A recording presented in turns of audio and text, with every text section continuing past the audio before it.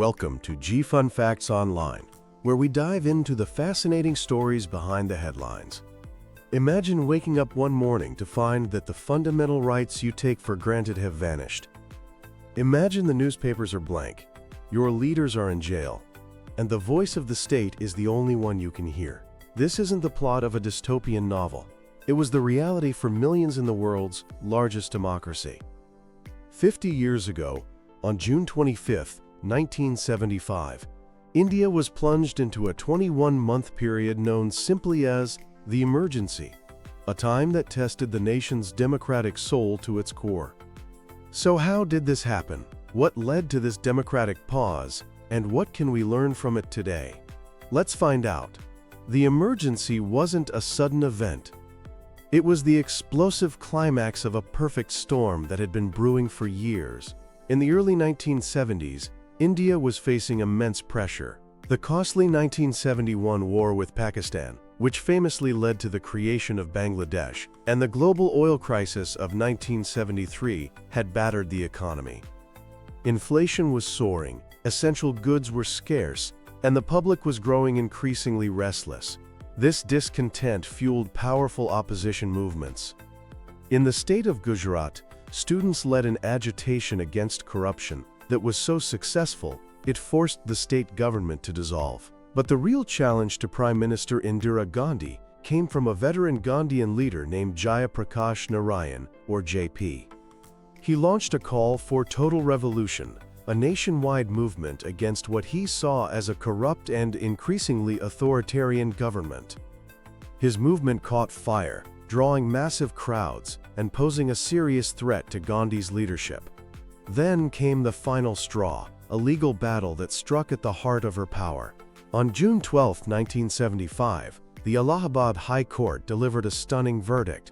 It found Prime Minister Indira Gandhi guilty of electoral malpractice during the 1971 election.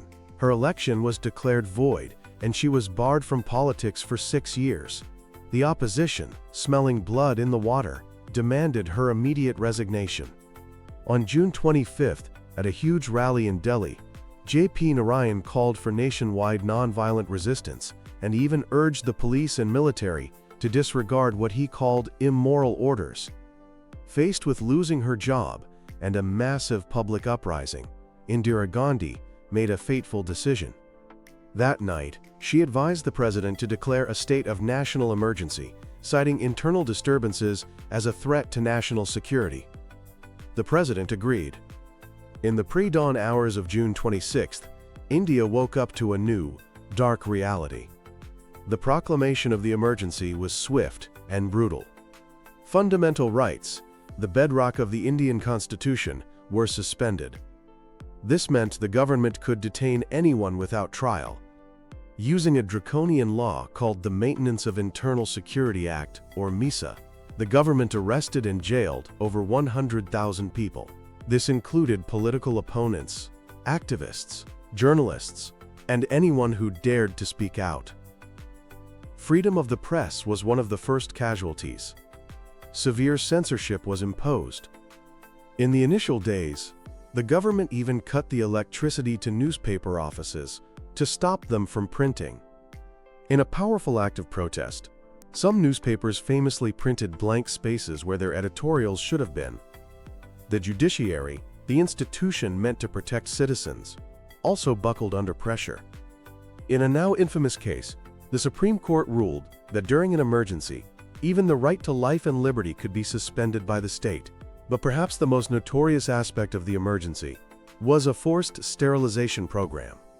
Spearheaded by Indira Gandhi's younger son, Sanjay Gandhi, who held no official government post, this campaign aimed at population control led to horrific human rights abuses, with thousands of men being coercively sterilized. After 21 months of darkness, in a move that still surprises historians, Indira Gandhi suddenly called for fresh elections in January 1977 and released her political prisoners.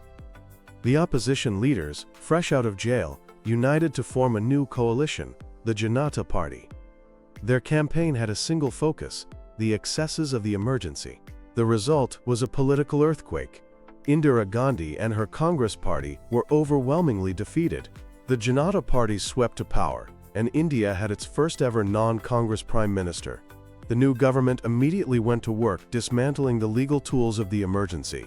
They passed a constitutional amendment to make it much harder for any future government to abuse emergency powers, for instance, changing the grounds from the vague internal disturbance to the much more specific armed rebellion. So, what is the legacy of the emergency, 50 years on? It's a complex one. It serves as a chilling reminder of how fragile democratic institutions can be and how quickly they can be dismantled. It highlights the absolute necessity of a free press, an independent judiciary, and citizens who are willing to stand up for their rights. But it's also a story of resilience. Ultimately, Indian democracy triumphed at the ballot box. The people themselves voted out the government that had taken their freedoms away. Today, the emergency remains a powerful and relevant chapter in India's history. It's a cautionary tale that teaches us that democracy is not a destination, but a constant journey that requires eternal vigilance.